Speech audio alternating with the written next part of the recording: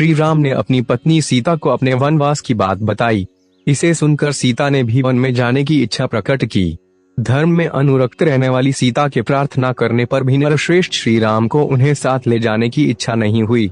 सीता के नेत्रों में आंसू भरे हुए थे। धर्मात्मा श्री राम उन्हें वनवास के विचार से निवृत्त करने के लिए सांत्वना देते हुए बोले, वनवास के लिए चलने का यह विचार छोड़ दो। वन को अनेक प्रकार के दोषों से व्याप्त और दुर्गम बताया जाता है। जहाँ तक मेरी जानकारी है, वन में सदा सुख नहीं मिलता, वहाँ तो सदा दुख ही मिला करता है।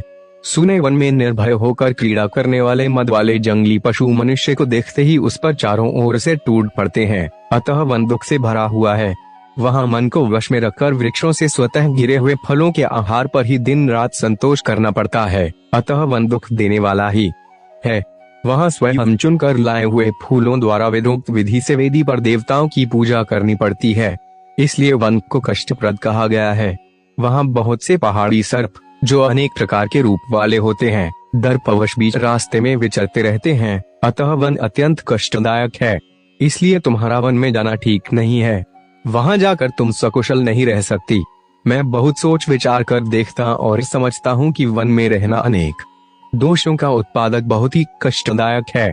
जब महात्मा श्री राम ने उस समय सीता को वन में ले जाने का विचार नहीं किया, तब सीता ने भी उनकी उस बात को नहीं माना।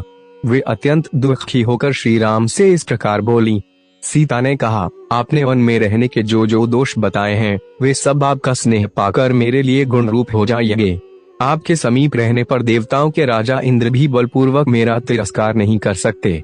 यद्यपि वन में दोष और दुख ही भरे हैं, तथापि अपने पिता के घर पर रहते समय मैं ब्राह्मणों के मुख से पहले यह बात सुन चुकी हूँ कि मुझे अवश्य ही वन में रहना पड़ेगा। यह बात मेरे जीवन में सत्य होकर रहेगी। हस्तरेखा देखकर भविष्य की बातें जान लेने वाले ब्राह्मणों के मुख से अपने घर पर ऐसी बात सुनकर मैं सदा ही वनवास के लिए उत्साहित रहती हूँ। पिता के घर पर कुमारी अवस्था में एक शांति प्राय भिक्षुकी के मुख से भी मैंने अपने वनवास की बात